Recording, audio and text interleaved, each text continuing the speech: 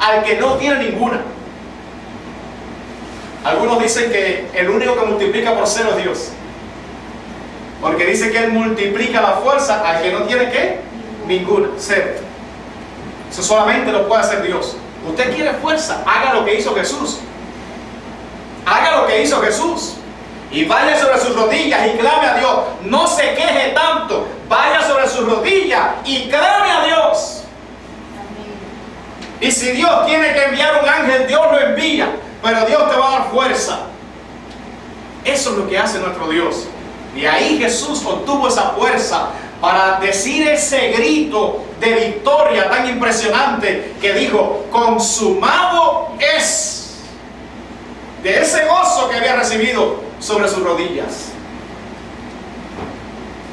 Y déjeme decirle que cuando Jesús gritó y dijo consumado es, allí estaba el infierno entero. Estaba allí reunido.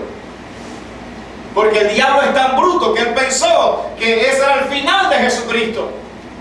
Y él dijo a todos sus demonios: vamos a estar aquí porque esta es nuestra victoria. Hoy es mi victoria. Hoy ustedes me van a coronar a mí como el rey. Yo voy a vencer en el día de hoy. Todos estaban allí. Y resulta que cuando todos estaban allí, Jesús dijo: consumado es. En otras palabras, fue una cita allí para Jesús proclamar su victoria sobre el diablo. Su victoria. Pero no solamente estaba el diablo allí, con todos sus demonios, el infierno, que Jesús lo venció allí. No, allí estaban los enemigos de Jesús. Allí estaban los religiosos hipócritas. Allí estaban todos los burladores de Jesús. Todos los que no creyeron en Jesús, allí estaban y escucharon a Jesús decir: consumado es. Pero ¿saben qué, mis hermanos? La Biblia dice que Jesús gritó. Y uno dice: ¿pero por qué Jesús gritó? Y yo encuentro en la Biblia un detalle que es tremendo, hermano. En Lucas 23:49, mire lo que dice la Escritura, hermano. Pero todos sus conocidos y las mujeres que le habían seguido desde Galilea, ¿estaban dónde? ¿Dónde estaban? Lejos. ¿Dónde estaban? Lejos. Mirando estas cosas. Estaban bien lejos para allá. Todos sus conocidos, las mujeres que le habían servido a él, lejos estaban allá. Y yo digo, Jesús gritó para que esos que estaban allí, esos discípulos que estaban allí, que estaban llorando, amedrentados, pensando que todo había terminado, Jesús gritó para que ellos escucharan que no todo había terminado. Al contrario, ahora es que llegaba la victoria. Jesús gritó para que ellos lo escucharan también, sus discípulos. Y es importante que si tú eres un discípulo de Jesús, tienes que entender: consumado es. ¿Qué significa? La deuda ha sido pagada. La deuda que tú tenías con Dios ha sido pagada. ¿Qué significa consumado es? Significa la obra que Dios le encomendó a Jesús fue totalmente terminada. El Cordero Pascual fue encontrado. Eso es lo que significa consumado es. Por eso, toda persona que viene a Cristo con un corazón contrito y humillado, totalmente arrepentido de sus pecados y suplicándole a Jesús que le perdone,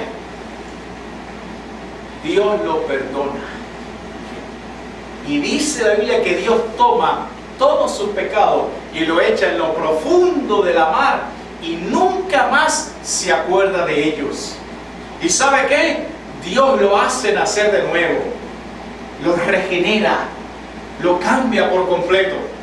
Y Dios le envía su Espíritu para que more en él y lo adopta como su hijo. El título más grande, más poderoso que un ser humano puede tener en esta tierra se llama Hijo de Dios. Y eso es lo que Dios hace con un corazón contrito y humillado que viene a su presencia. Colosenses capítulo 2, versos 13 al 15. Este es un texto que ustedes deben, hermanos, tener y conocer porque es muy importante. Dice: y a vosotros, estando muertos en pecados y en la incircuncisión de vuestra carne, os dio vida juntamente con Él, perdonando todos los pecados. ¿Cuántos pecados? Todos los pecados.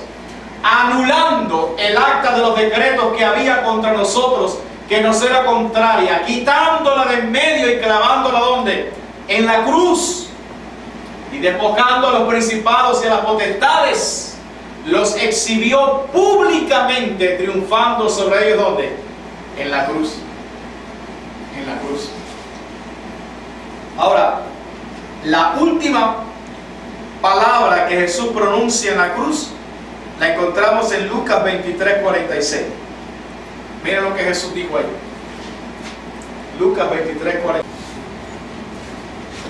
Y estando en esa condición los judíos, hermanos,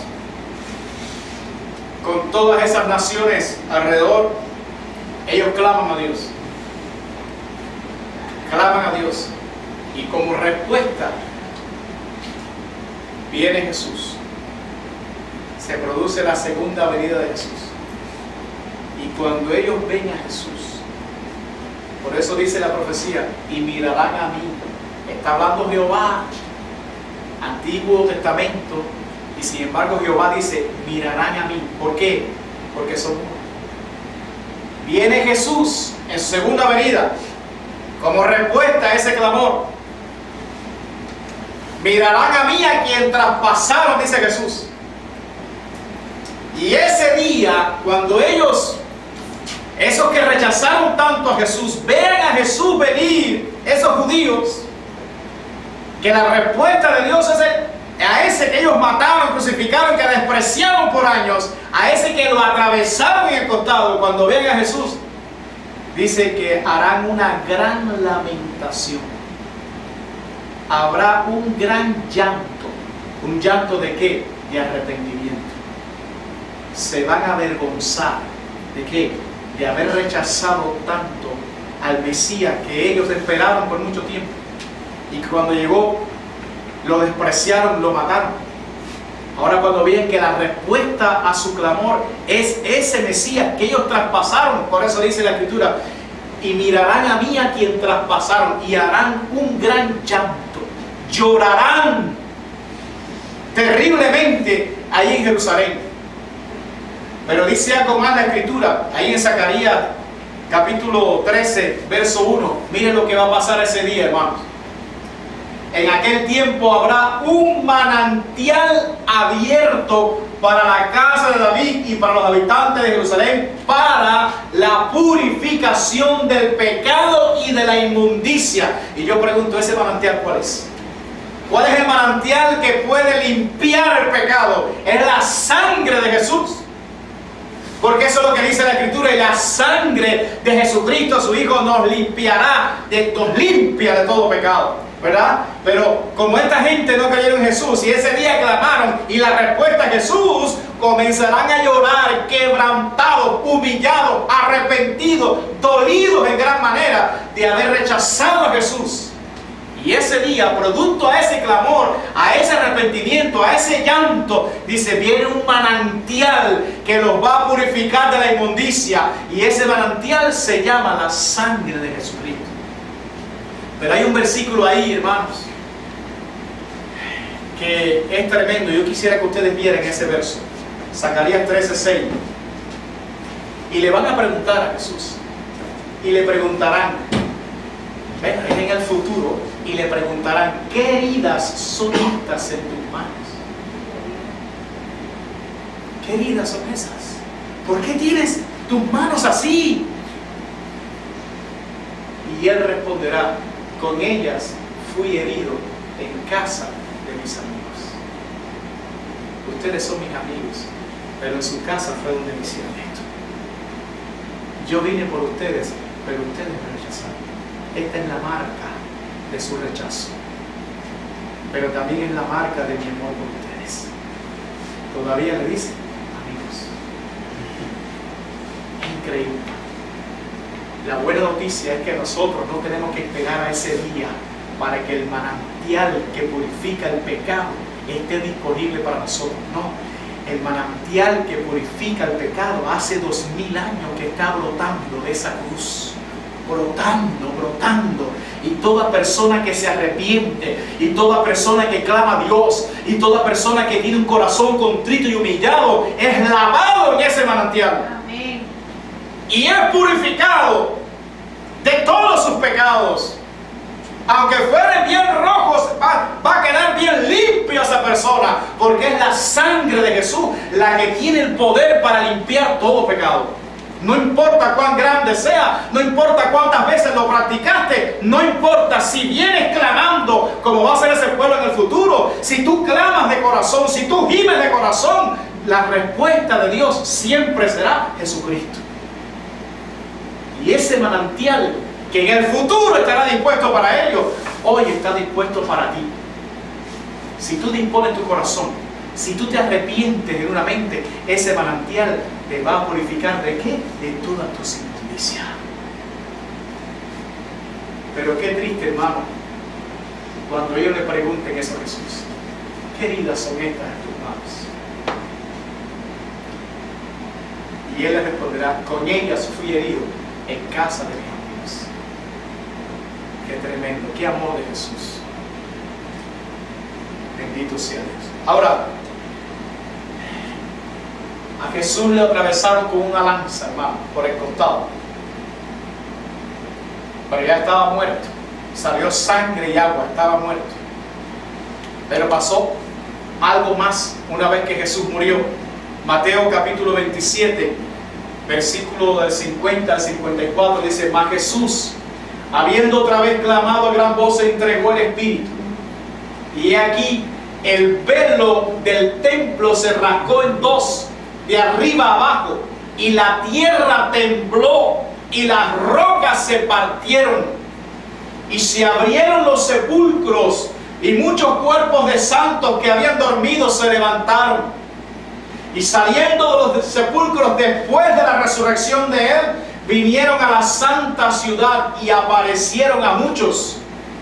El centurión y los que estaban con él guardando a Jesús, visto el terremoto y las cosas que habían sido hechas, temieron en gran manera y dijeron: verdaderamente este era Hijo de Dios. ¿Qué pasó? Cuando Jesús muere, el velo del templo se rasgó de arriba abajo, dice la Biblia. Había un velo que separaba el lugar santo del lugar santísimo. Y en el lugar santísimo era el único lugar en toda la tierra donde se manifestaba la presencia de Dios. Era ahí. Ahí. Y a ese lugar solamente un hombre podía entrar una vez al año nada más. El sumo sacerdote podía entrar ahí. Pero ese hombre tenía que estar bien purificado para poder entrar ahí. Y entraba con unas campanitas y amarrado con una soguita que quedaba afuera, daba para el lugar santo afuera. Y el hombre, mientras estaba vivo, las campanitas sonaban. Y los de afuera decían: todavía está vivo, bendito sea Dios. Pero si ese hombre entraba ahí y no estaba debidamente purificado, ese hombre moría. Y cuando los de afuera no sentían las campanitas, tenían que alarlo. Nadie podía entrar ahí porque moría. Y tú dices: ¿y para qué entraba ahí? Entraba por una razón. Es que una vez al año ese hombre tenía que entrar con una ofrenda al lugar santísimo para cubrir el pecado de toda la nación. Y si entraba debidamente purificado y Dios aceptaba la ofrenda, el pueblo tenía perdón de sus pecados un año más. Y todos los años tenía entonces que ese hombre hacer eso. ¿Se imaginan ustedes con qué temor ese hombre entraba ahí? Pero ¿sabes qué? Cuando Jesús vino, Jesús hizo una sola ofrenda de una vez y para siempre. Ya nunca más hay que presentar ofrenda, porque Jesús es la ofrenda perfecta para siempre. No hay que hacer más eso. Pero además, el velo se rasgó de arriba a abajo. ¿Quién lo hizo? Dios. ¿Qué significa? Se abre el lugar santísimo. ¿Qué significa? Que está disponible para todos los que amamos a Dios, para todos los que nos arrepentimos genuinamente de nuestros pecados, cualquiera no, sino un hijo de Dios, cualquiera tiene la bendición ahora de poder entrar a la presencia de Dios y hablar con Dios cara a cara, y tener comunión con Dios, y tener amistad con Dios, y tener compañerismo con Dios, gracias a Jesucristo. La Biblia dice en Hebreos capítulo 10, versículo 19 al 22, mire, así que hermanos, cualquiera no, hermanos, teniendo libertad para entrar en el lugar santísimo por la sangre de Jesucristo, por el camino nuevo y vivo que Él nos abrió a través del velo, esto es, de su carne, y teniendo un gran sacerdote sobre la casa de Dios, que es Jesucristo. ¿Cómo tenemos que entrar? ¿Con miedo? ¿Como lo hacía aquel hombre? ¿Hay que entrar con miedo? No, dice ahí, acerquémonos ¿con qué? Con corazón sincero. Mire, corazón sincero. Escúchenlo bien, corazón sincero, en plena certidumbre de fe. Ahí los que dudan, ahí los incrédulos no pueden entrar. Dice, con plena certidumbre de ¿qué? De fe. Dice, purificados los corazones de mala conciencia y lavados los cuerpos con agua pura. Acerquémonos a Dios. Acerquémonos a Dios. Eso es un gran beneficio que tenemos gracias a la muerte de Jesús. Gracias a la sangre de Jesús podemos hoy disfrutar de la presencia de Dios. Bendito sea su nombre. Ahora, lo tercero que pasó una vez que muere Jesús. Claro, déjenme aclarar que los cuerpos que se levantaron y resucitaron no resucitaron ese mismo día que murió Jesús, sino que aclara la Escritura después que Él resucitó. Quiere decir que al tercer día, cuando Él se levanta entre los muertos, ¿qué pasó? Muchas tumbas de santos del Antiguo Testamento se abrieron, se levantaron y resucitaron como primicias. Y se aparecieron en la ciudad y mucha gente lo vio. Qué poderoso, hermanos. ¿Para qué? Para que supieran que Jesús era el enviado de Dios, que Jesús era el Cristo, y ni aún así se han arrepentido. Por eso que hay mucha gente que dice, no, pero si viene una gente del muerto, se levanta y viene aquí, yo sí creo. Mentiras, y mira, eso pasó con ellos y no creyeron. No creyeron. Dice Dios que hay que creerle a qué? A la palabra. A la palabra de Dios por fe es a lo que hay que creer. Bendito sea su nombre. Ahora, lo tercero que pasó, y es muy interesante, hermano, y yo quiero centrarme un poquitico esta tarde en esto. Está en Lucas capítulo 23, versos 46 y 49. Mire bien. Entonces Jesús, clamando a gran voz, dijo, Padre, en tus manos encomiendo mi espíritu. Y habiendo dicho esto, expiró. Cuando el centurión, un romano, un soldado romano, dice, vio lo que había acontecido, dio gloria a Dios diciendo, verdaderamente este hombre era ¿qué? Justo. Después que lo mataron, después que se burlaron, después que acabaron con él, pero que muere, cuando vieron, dice, este hombre era justo. Y dice, pero mire lo que pasó aquí, hermano. Dice, y toda la multitud de los que estaban presentes en este espectáculo, viendo lo que había acontecido, se volvían golpeándose el pecho. Golpeándose el pecho. Pero todos sus conocidos, las mujeres que le habían seguido desde Galilea, estaban lejos mirando estas cosas. Pero la multitud de los que se burlaron, que no creyeron, que fueron a ese espectáculo, regresaron a sus casas como golpeándose el pecho. Ahora, para ellos, hermanos, la muerte de Jesús en la cruz era un espectáculo. ¿Qué significa? Un acto de entretenimiento a donde ellos fueron a reírse, a burlarse, ¿verdad?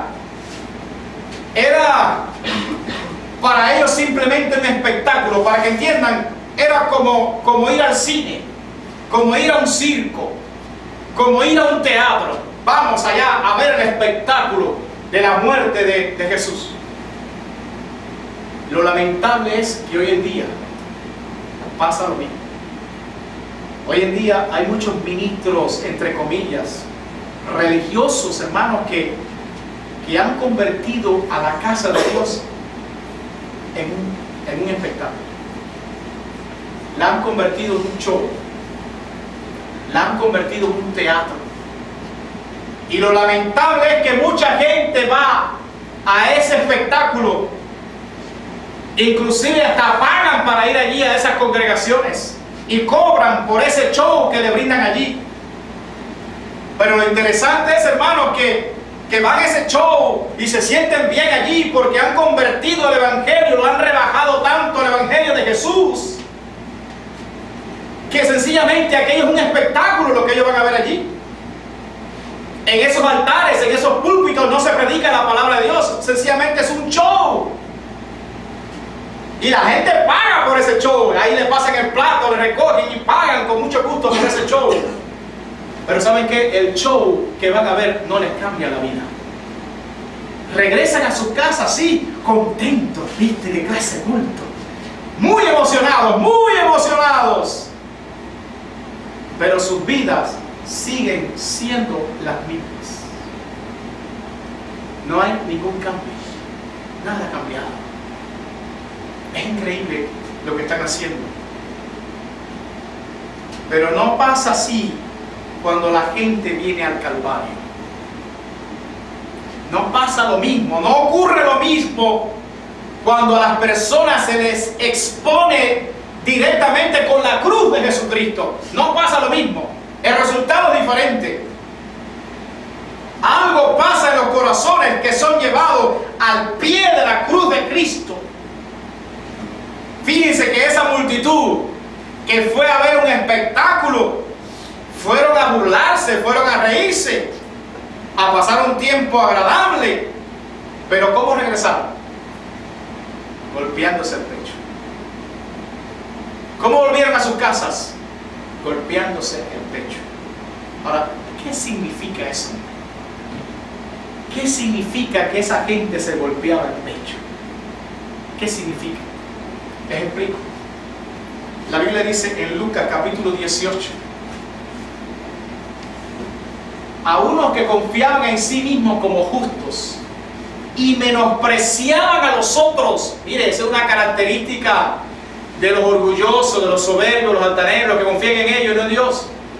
Una de las características de esa gente es que menosprecian a los demás. Es que ellos se creen superiores a los demás. Ojalá que entre nosotros no haya ninguno así, que menosprecie al otro porque por esto, por aquello. No.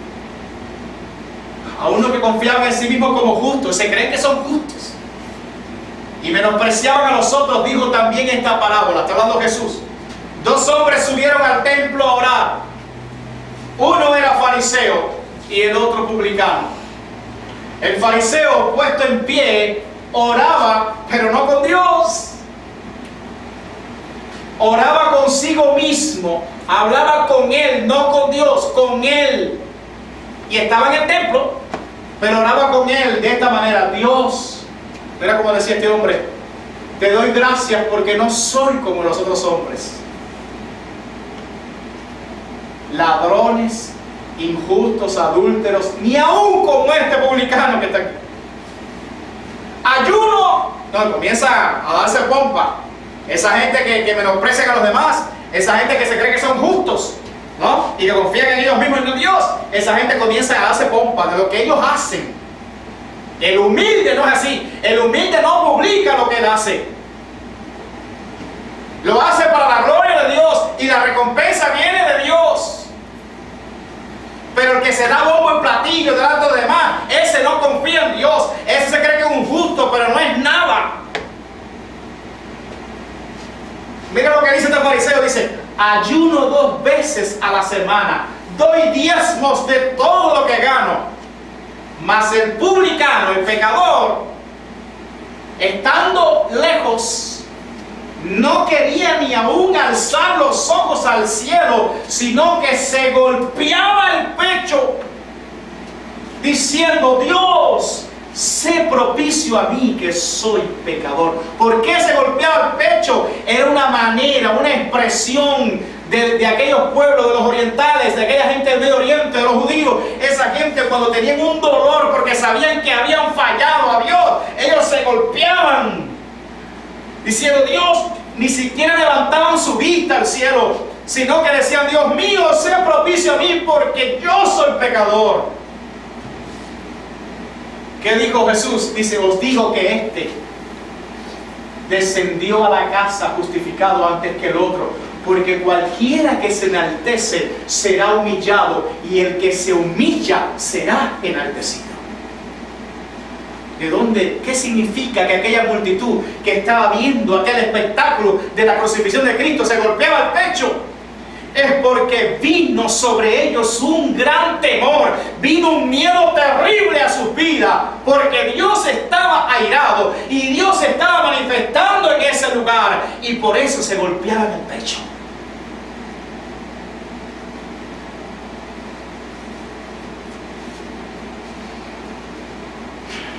¿Qué provocó este repentino cambio de aquella multitud? ¿Qué lo provocó, hermanos? Veamos lo que dice Lucas 23:48. Y toda la multitud de los que estaban presentes en este espectáculo, viendo lo que había acontecido, se volvían golpeándose el pecho. Yo pregunto, ¿qué fue lo que ellos vieron? ¿Qué aconteció de repente que ellos cambiaron?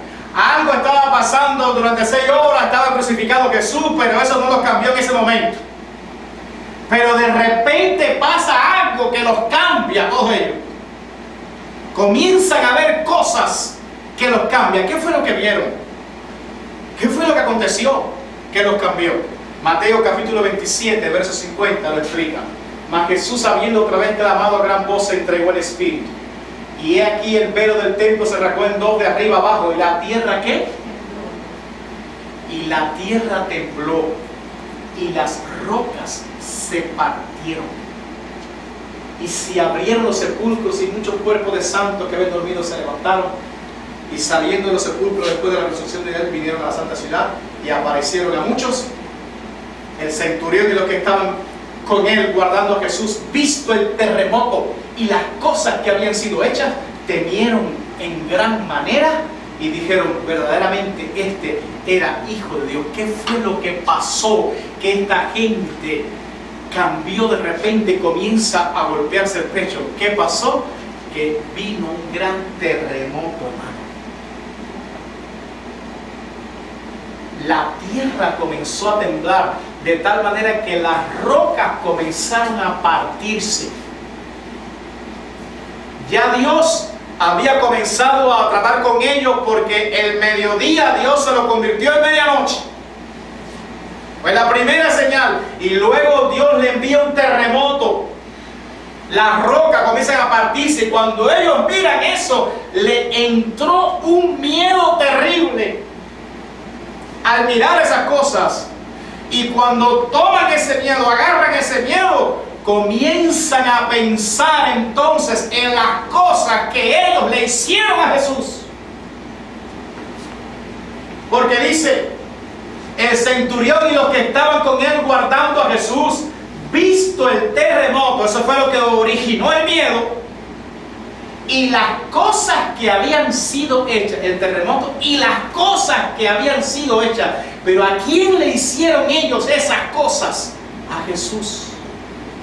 Una vez que vino el terremoto, entonces se les remueve la conciencia. Y Dios comienza a ministrarle, a decirle: mira el pecado que ustedes han hecho, mira lo que ustedes hicieron.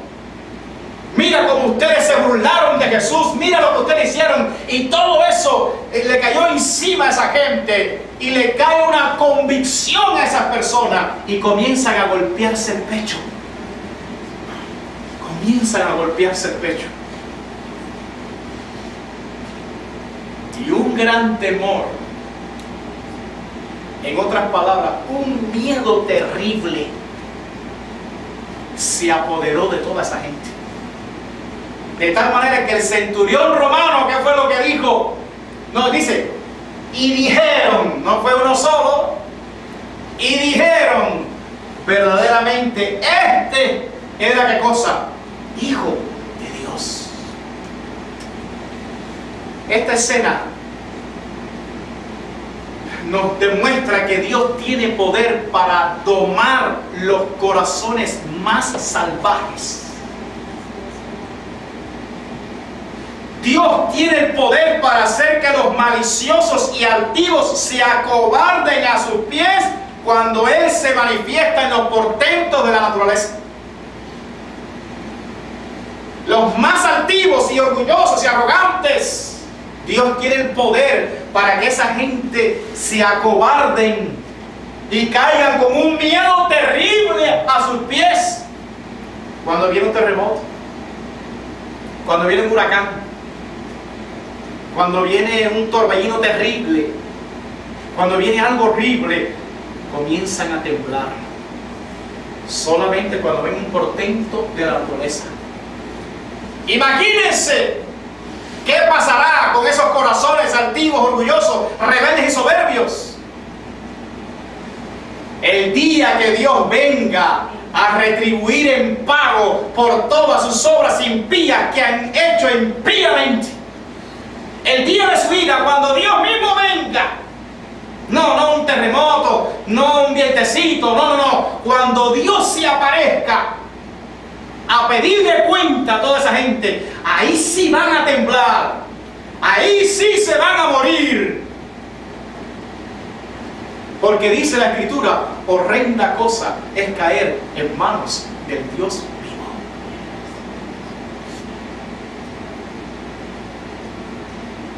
¿Qué más provocó aquel cambio repentino? ¿Qué más?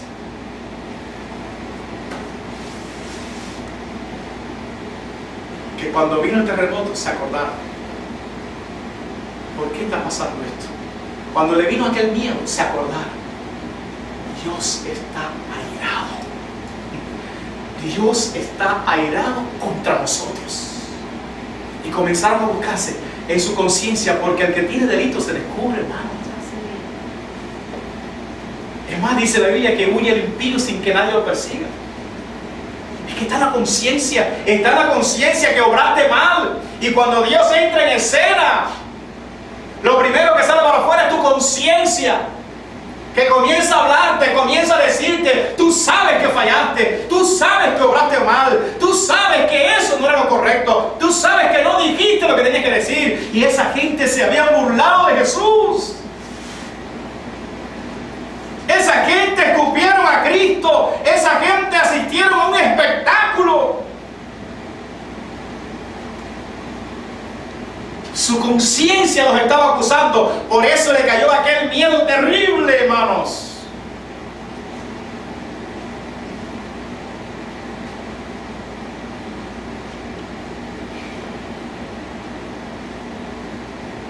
Cuando el hombre contempla la cruz de Cristo, ocurre una bendita transformación. Muchos asisten a la predicación del Evangelio dispuestos a burlarse, pero regresan orando cuando se predica como es. Yo he tenido esa experiencia en muchos lugares que he ido, gente que claramente ha ido a burlarse, clarísimos. Es más, me lo han dicho gente cercana, hermano, dice, aquí hay gente que ha venido a burlarse de ti y de lo que vas a decir. Pero cuando tú predicas a Jesús, cuando tú les predicas al verdadero Cristo, esos que vinieron a burlarse regresan orando, regresan transformados, porque hay un poder extraordinario en la cruz de Jesús. Hay poder, hermanos. Muchos han venido a escuchar una predicación con motivos impuros, pero cuando Jesús ha sido expuesto, han sido atraídos a Él salvadoramente y como consecuencia se han golpeado el pecho en arrepentimiento y han regresado en su camino sirviendo al Salvador contra quien un día ellos blasfemaron. Es poderoso hablar de Jesús y presentarlo bien, presentarlo correctamente. Es un mensaje muy poderoso. Cuán grande es el poder de la cruz de Cristo que vence y transforma los corazones, hermano. Por eso yo quiero animarte a que prediques a Cristo y a Cristo crucificado. Que tú le hables a la gente de Jesús y a este crucificado. Y tú vas a ver el poder de ese evangelio. No el evangelio que se da hoy, no el show, no el espectáculo que se brinda hoy. Háblale de Cristo y este crucificado.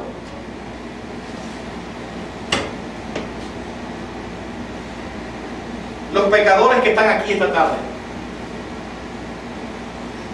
yo quiero que me escuchen bien, por favor. Te lo suplico. Pecador, que tú todavía no eres hijo de Dios, escúchame lo que te voy a decir ahora. Te lo suplico. El corazón que no se doblegue ante el amor de Jesús en la cruz, un día será quebrantado por el terror de su nombre en aquel día de la ira del Cordero.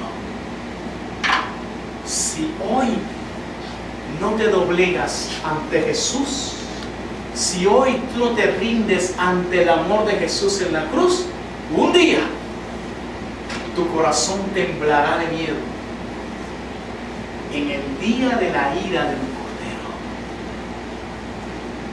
Apocalipsis capítulo 6, verso 12 dice: miré cuando abrió el sexto sello y aquí hubo un gran terremoto. Qué casualidad, otra vez el terremoto. Y hubo un gran terremoto y el sol se puso negro, fíjense tú, como tela de silicio, y la luna se volvió toda como sangre. Y las estrellas del cielo cayeron sobre la tierra, como la higuera deja caer sus higos cuando es sacudida por un fuerte viento. Y el cielo se desvaneció como un pergamino que se enrolla. Y todo monte, miren lo que va a pasar ese día, y todo monte y toda isla se removió de su lugar. Y los reyes de la tierra, y los grandes, los ricos, los capitanes, los poderosos, y todo siervo y todo libre se escondieron en las cuevas y entre las peñas de los montes, y decían a los montes y a las peñas: caed sobre nosotros y escondernos del rostro de aquel que está sentado sobre el trono y de la ira del Cordero, porque el gran día de su ira ha llegado. ¿Y quién podrá sostenerse en pie? Por eso, pecador que me escuchas hoy, si tu corazón no se doblega ante el amor de Jesús en la cruz, ante el amor de ese Cordero manso que dejó que lo mataran por amor a ti, si hoy tu corazón no se doblega ante ese amor, un día tu corazón estará lleno de terror el día de la ira del Cordero.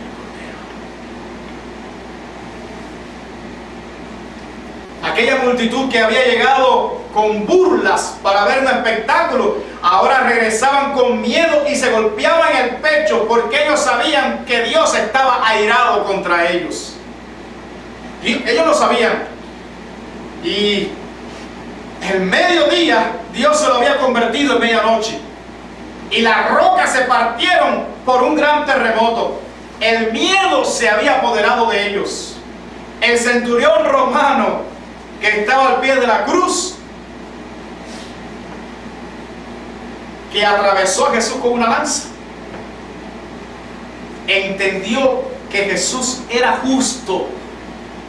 Él lo entendió, que Jesús era justo, y dijo: verdaderamente este es hijo de, era el hijo de Dios. Dios quiera que tú también puedas entender, que tú lo puedas entender hoy, que Jesús es el hijo de Dios. Dios quiera que tú puedas entender que en esa cruz Dios ha manifestado su gran amor por ti, que no hay manera más expresiva, más grande en que Dios pueda manifestar su amor que no sea dando a su hijo en la cruz por ti. Ojalá lo puedas entender hoy. Dios quiera que tú puedas entender esa realidad hoy. Yo estoy seguro que muchos de aquella multitud que se golpearon el pecho, regresaron a sus casas fuertemente emocionados. Subrayo esa frase, emocionados, muy emocionados. Sus emociones estaban muy tocadas. Estoy seguro que muchos de ellos estaban hasta llorando, derramaban hasta sus lágrimas, muy emocionados, fuertemente conmovidos, golpeándose el pecho. Pero ¿sabe qué? Estoy convencido que al otro día, ya se le pasó toda esa emoción. Se le fue la emoción. Y se olvidaron del trato de Dios. Se olvidaron. ¿Cuántas veces, hermano, yo he visto que ante un mensaje poderoso de Dios hay gente que se emociona, se conmueve, sale con sus emociones conmovidas a su casa, salen casi como temblando para su casa, algunos hasta lloran? Muchas veces he visto eso, pero ¿sabe? Luego la emoción le pasa y sus vidas siguen igual y no hay cambio. Fue una simple emoción, no hubo cambio en ellos.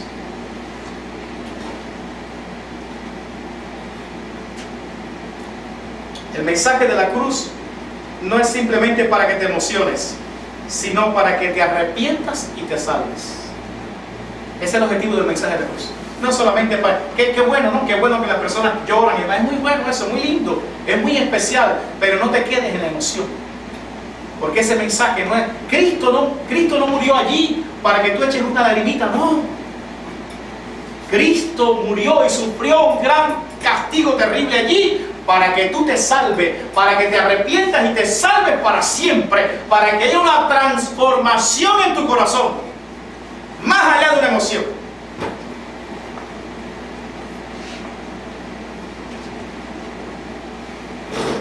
Cuando usted regresa a su casa hoy, medita en esto. Medita en la cruz. Medita en lo que Jesús hizo por ti en esa cruz. Pero no te quedes en emoción. Pero como siempre sucede hasta el día de hoy, un pequeño grupo de aquella multitud que regresó golpeándose el pecho, lo hizo diciendo, verdaderamente este es el Hijo de Dios. Un pequeño grupo nada más. Y esa gente estaban consternados, esa gente estaban sufriendo, porque ellos entendieron que se habían burlado de Jesús, del Cristo, el que nosotros esperábamos según las Escrituras. Aquí está, y nosotros nos burlamos. No creímos en Él, lo rechazamos y por nuestra causa murió. Esa gente regresaron con un temor en su corazón y dijeron, verdaderamente, este es el Hijo de Dios. Quiero que sepa que los que llegaron a ese punto fueron salvados. Los que llegaron a entender eso fueron salvados por Dios. El resto se perdió. Sin dudas, ellos estaban profundamente quebrantados. Bienaventurados los corazones que al mirar a Cristo en la cruz comprenden que fue por ellos que Él padeció ahí. Dichosos los corazones que al mirar aquella llaga colgado allí pueden entender que ese que está colgado allí es el Rey de los judíos. Dichoso el que pueda entender eso. Yo les puedo decir que aquí hay gente, hermano, que se le predica estas cosas y cuando saben, no entienden nada. Tremendo, qué tristeza, hermanos. Qué tristeza. Que tú les hables de la cruz de Jesús, que le hables de estas cosas y salen como entraron.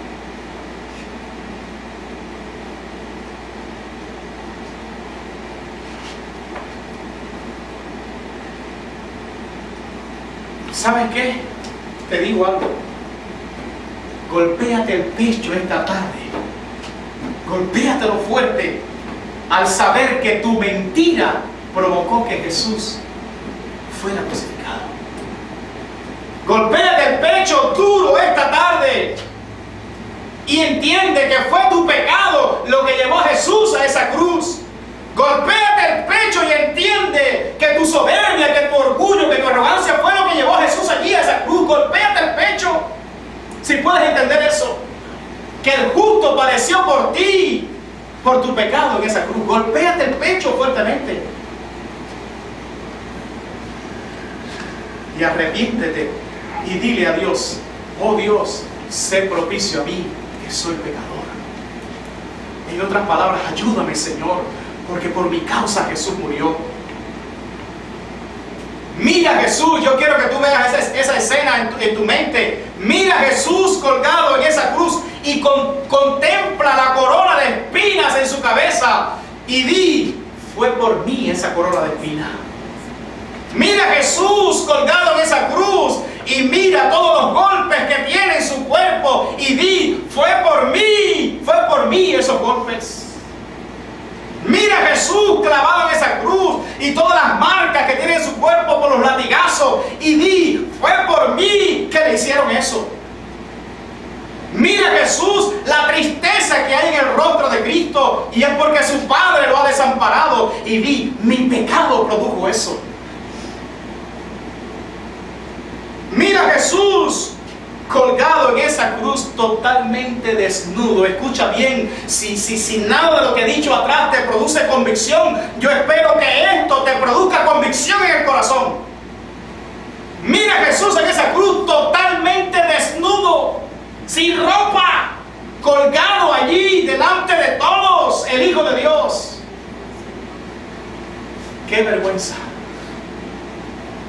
¡Qué vergüenza, hermanos!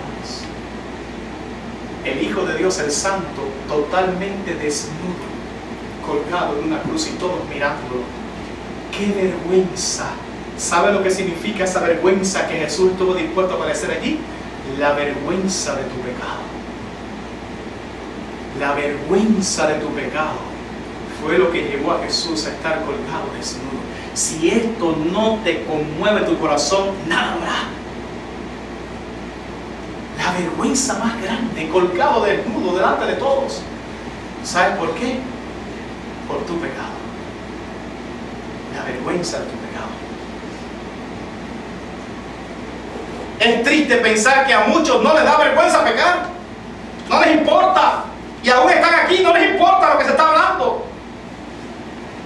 Y a otros les avergüenza que los demás sepan que era pecado. Por eso es que ocultan su pecado y prefieren vivir de apariencia para ocultar su verdadera condición delante de los demás. Son amantes de la apariencia. Pura apariencia. Aparentando delante de los demás que son buenos, que son cristianos, que son santos. Y es una mentira. No ames la apariencia, no ames el qué dirán. Recuerda que un día tú estarás delante de Cristo y dice la Biblia que ante Él todas las cosas están desnudas. Es más, dice la Biblia que un día los secretos de los hombres serán juzgados por el Evangelio. Todos los secretos de los hombres. ¿De qué vale la apariencia? ¿De qué vale revestirte de esos trapos inmundos, de esas cosas que no sirven? ¿De qué vale esa apariencia si ante Dios todas las cosas están desnudas? Mira, Él sufrió una vergüenza horrible por ti ahí delante de todos para que tú te avergüences de tu pecado. Lo que debería dar vergüenza no es que otros sepan que tú has pecado. No. Lo que debería avergonzarte es que tú has pecado contra Dios. Es que tú has ofendido a Dios. Eso es lo que debería avergonzarte a ti. ¡Wow! Yo pequé contra Dios. Como aquel publicano que ni siquiera alzaba su rostro al cielo. No se atrevía ni a mirar al cielo. Y se golpeaba el pecho y decía: sé propicio a mí, oh Dios, que soy pecador. Si tú estás así, si tu corazón tiembla ante Dios, golpéate el pecho hoy. Y dile a Dios: sé propicio a mí porque yo he pecado. Yo reconozco que sí he pecado y no quiero más apariencia. No me importa que la gente se dé cuenta que yo he pecado. No me importa. Lo que yo quiero es confesar mi pecado a Dios.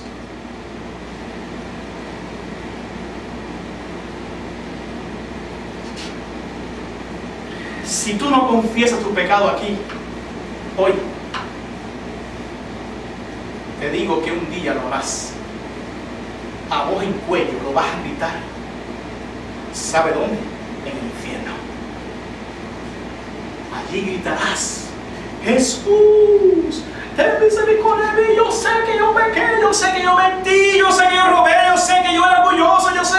Pero allí lo vas a gritar a voz en cuello. Solo que allí será demasiado tarde. Este es el momento para quitarse esa camisa de hipocresía que muchas veces nos revestimos de ella, de apariencia. Nos rodeamos de una apariencia de cristiano, de religioso, de santo. Quitémonos esa apariencia, porque eso no sirve. No amemos la apariencia. Golpeemos el pecho fuertemente y digámosle a Dios: oh Dios, sé propicio a mí, que yo soy pecador.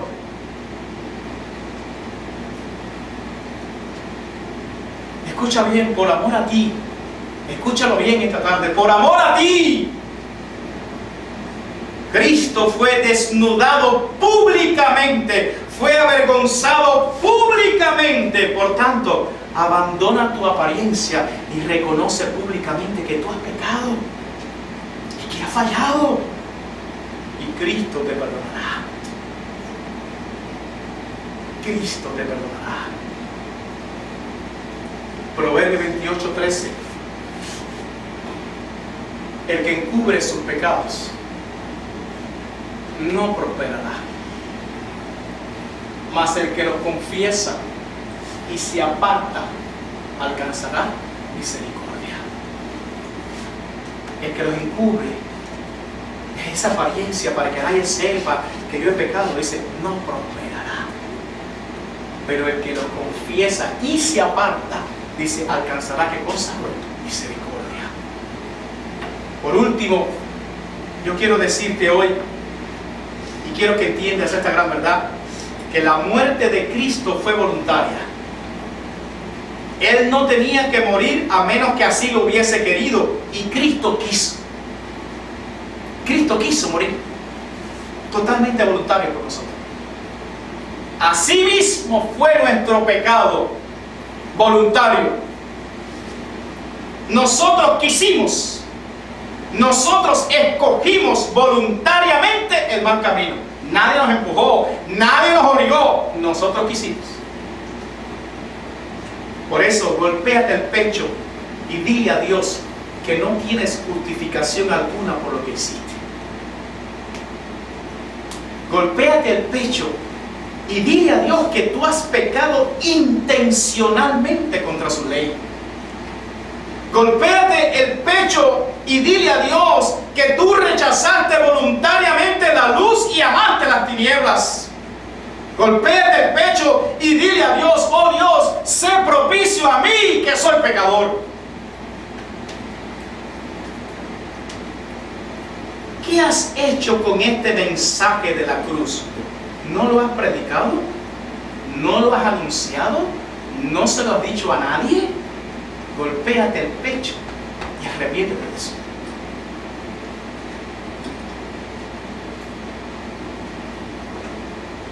Después de ver a Cristo en la cruz, yo te pregunto, ¿no le amas? Después de todo lo que se te ha dicho durante todo este tiempo, yo te pregunto, ¿no amas todavía a Jesús? ¿No lo amas? Golpéate el pecho y dile: Dios mío, ¿por qué mi corazón está tan duro? ¿Por qué mi corazón está tan rebelde? ¿Por qué mi corazón es tan incrédulo? Después de todo lo que se me ha dicho, todavía no amo a Jesús. Todavía no caigo a los pies de Jesús. Todavía sigo en la apariencia. Todavía, ¿por qué, Dios? Golpéate el pecho y dile a Dios: sé propicio a mí, que soy pecador. Ayúdame, Dios.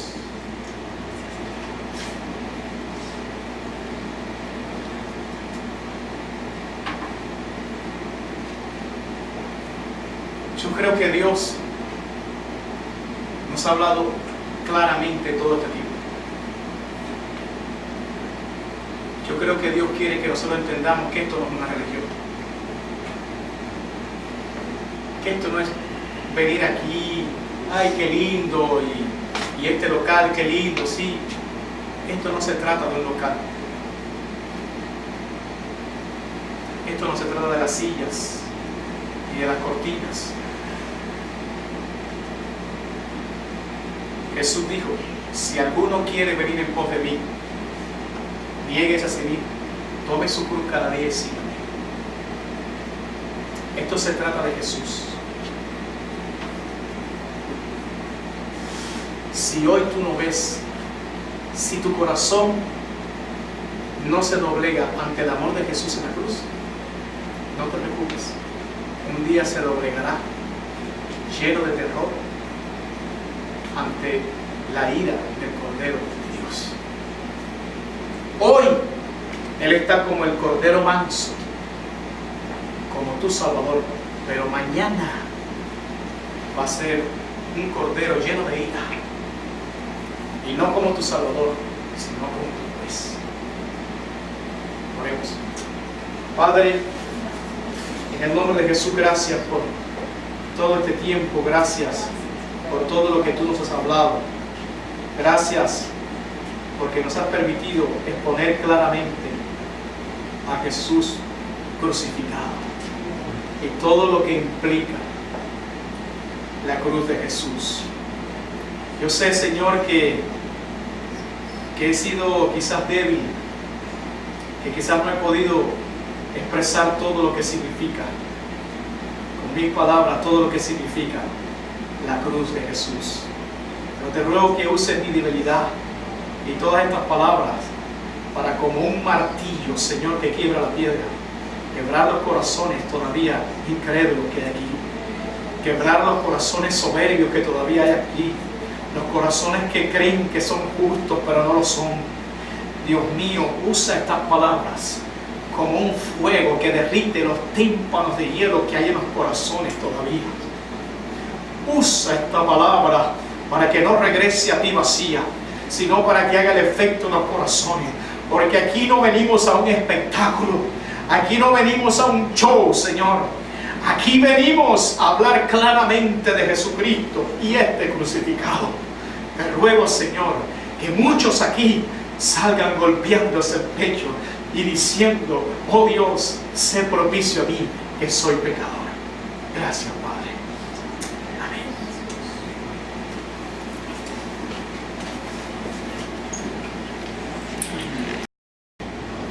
Bien, buenas tardes. Que Dios nos bendiga a todos en una manera especial. Damos gracias a Dios por el privilegio que nos da de estar en este lugar. Hemos estado orando, la iglesia ha estado orando.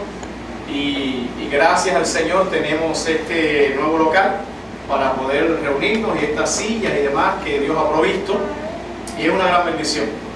Estamos previendo que Dios está añadiendo personas y va a seguir añadiendo personas, y tenemos que prepararnos para lo que Dios está haciendo. Estamos caminando detrás de lo que Dios está haciendo, caminando al paso de Dios, ¿verdad? Y eso es muy importante. Así que damos gracias a Dios por eso. Y en esta tarde vamos a seguir tratando el tema que nos ocupa en todas estas semanas. Hay una serie que le llamamos Necesitamos un Salvador. ¿Cuántos creen eso? Necesitamos un Salvador. Y hoy continuaremos hablando sobre esta serie, y le hemos titulado a este mensaje de hoy, Golpéate el pecho. Golpéate el pecho. Y van a ver por qué es el título de este mensaje. Así que vamos a orar, que Dios bendiga este tiempo, vamos a alabar a nuestro Dios y luego escucharemos lo que Dios nos va a decir, en el nombre de Jesús. Padre, en el nombre de Jesús, muchas gracias por el privilegio que nos das de estar en este lugar, el cual, Señor, ponemos en tus manos para que tú bendigas todo cuanto hacemos, Señor, delante de tu santa presencia. Te rogamos, Dios, tu bendición, te rogamos que tú estés abundantemente, Señor, con nuestras vidas, y que tú, Señor, traigas una palabra que trate con nuestra necesidad, y que podamos en tu nombre y por tu gracia poner por práctica, Señor, esa palabra que tú nos estás dando, en el nombre de Jesucristo. Amén.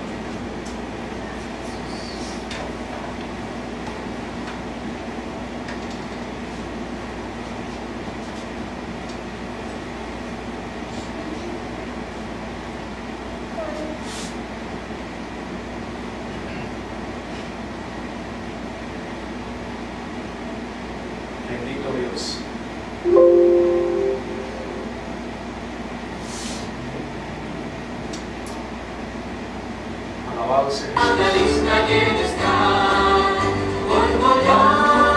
Se pase lisa cuando allá se pase lisa, cuando allá se pase lisa. A mi nombre yo feliz responderé. En aquel día sin guerras en que muerte ya no habrá, y su gloria el Salvador impartirá. Cuando los llamados entren a su celestial hogar, y que sea pasada lista y él está. Cuando allá se pase lista, cuando allá se pase lista, cuando allá se pase lista, a mi nombre yo feliz responderé. Cuando la trompeta suene en aquel día final, y que el alba eterna rompa en claridad. Cuando las naciones salvas a su patria lleguen ya, y que sea pasada lista y él está. Cuando allá se pase lista, cuando allá se pase lista, cuando allá se pase lista, a mi nombre yo feliz responderé. En aquel día sin guerras en que muerte ya no habrá, y su gloria el Salvador impartirá. Cuando los llamados entren a su celestial hogar, y que sea pasada lista y él está. Cuando allá se pase lista, cuando allá se pase lista, cuando allá se pase lista, a mi nombre yo feliz responderé. Cuando allá, aleluya, se lista, cuando allá se pase lista, cuando allá se pase lista, a mi nombre yo feliz responderé. A mi nombre yo feliz responderé. A mi nombre yo feliz responderé. A mi nombre yo feliz responderé.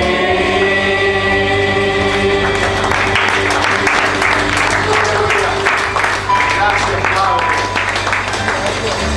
Bendita tu presencia, Dios. Glorioso seas tú, Señor, Amén. porque tú eres la vida eterna, Señor. Así es, Padre. Qué lindo es, Padre. Porque tú eres la vida eterna, Señor. Así es, Jesús. Esa es la vida eterna, que te conozcan a ti, Señor, Así es, papá. y a tu Hijo, a quien has enviado, Señor. Aleluya. Bendito seas tú, Jesús.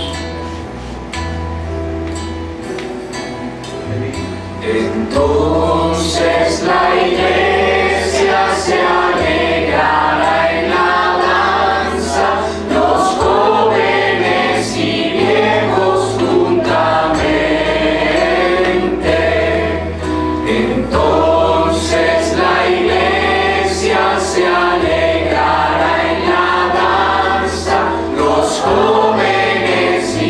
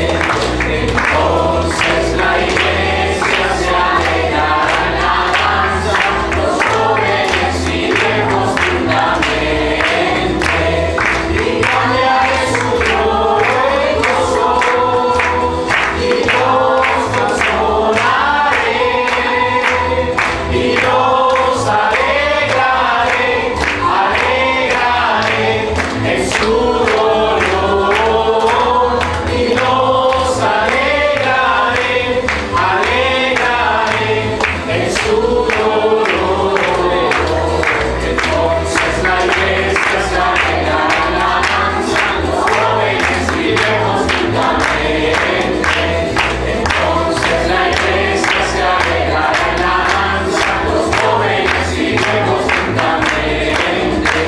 Y cambiaré su lloro en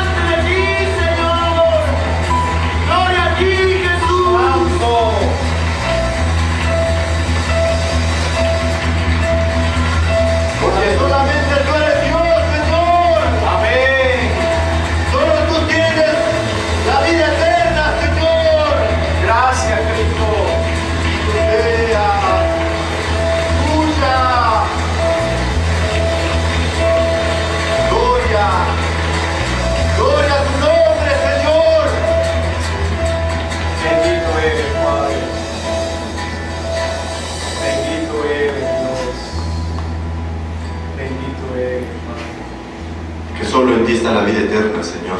Amén. Así es. Tú tienes las llaves de la vida, Señor. Así es. Todo lo que está en esta tierra se va a acabar, Señor. Amén. Así es. Habrá un cielo nuevo, Señor. Aleluya. Una tierra nueva, Señor. Bendito Dios. Qué hermoso será, Señor. Así es. Poder ver la hermosura no solo del cielo, sino de tu presencia, Señor. Porque ahí ya no habrá sol. Tú alumbrarás a todos, Señor. Tu gloria, tu majestad, tu hermosura. Serás lo más bello en ese lugar, Señor. Santo eres, Dios, digno, digno. No hay otro Dios fuera de ti, Señor. Solo tú eres Dios, Señor. Solo tú eres Rey, Jesús.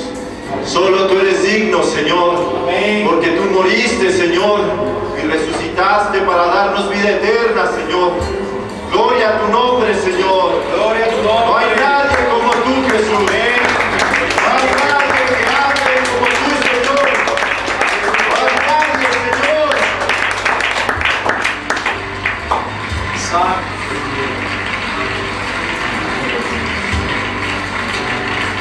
Aleluya. Bendito eres, Padre. Bendito eres.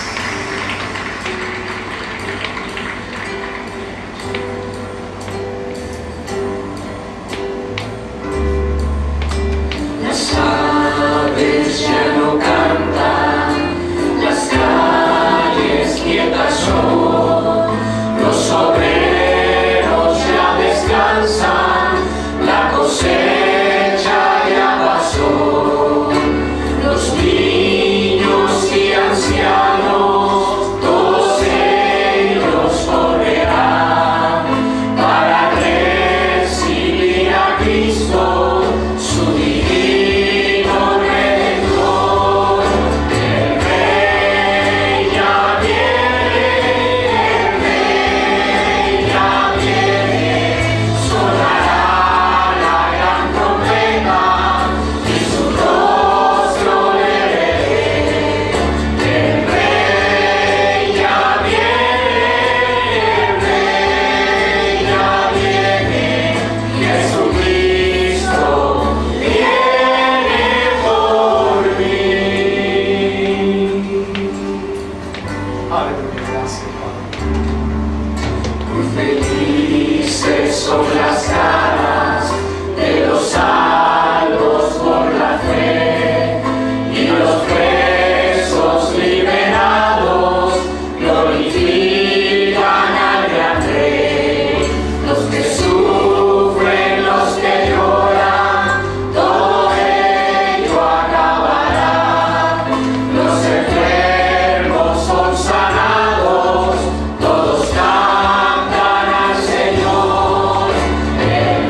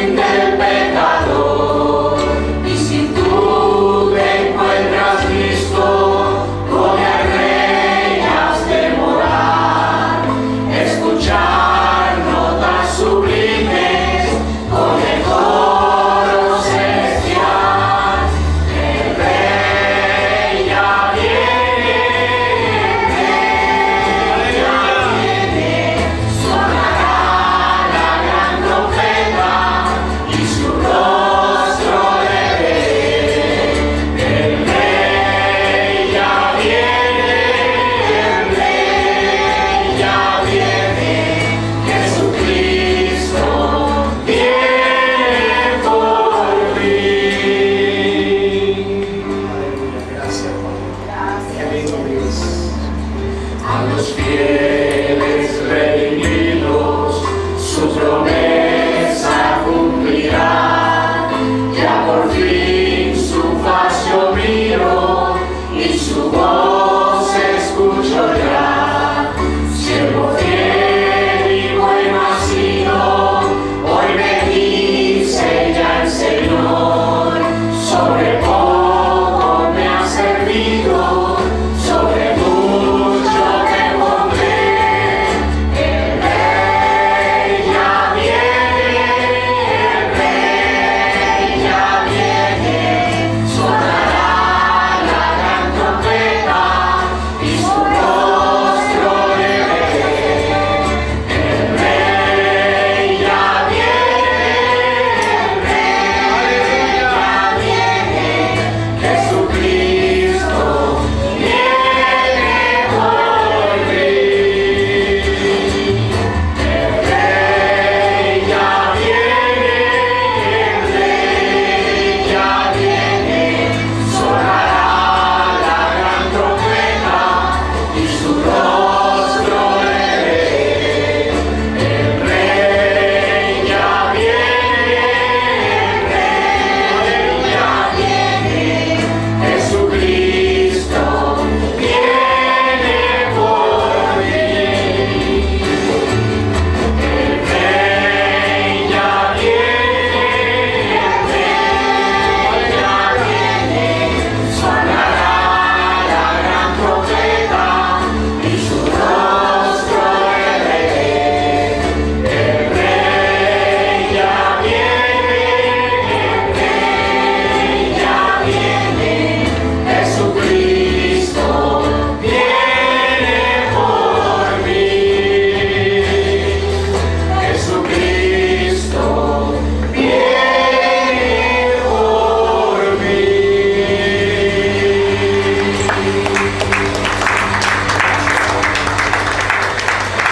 Gracias, Padre. Gracias porque tú vienes, Jesús. Gracias, Jesús. Gracias, Padre. Gracias, Señor amado. Gracias, Jesús. Bendito Dios. ¿Cualquiera puede pasar?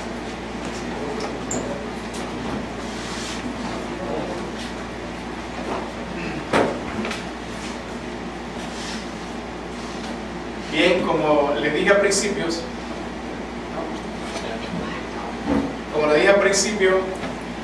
seguimos con nuestra serie Necesitamos a un Salvador.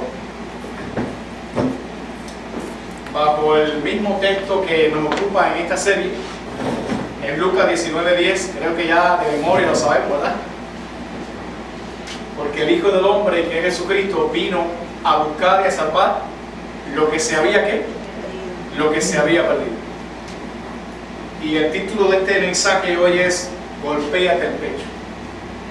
Golpéate el pecho. En el sermón anterior, titulado Las 3 horas más oscuras, fue muy bendito, la verdad. Dios nos habló mucho. Gracias.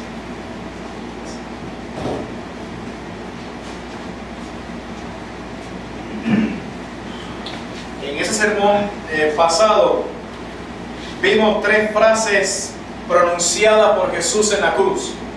La primera de ellas, Elí, Elí, lama sabactani, Dios mío, ¿por qué me has desamparado?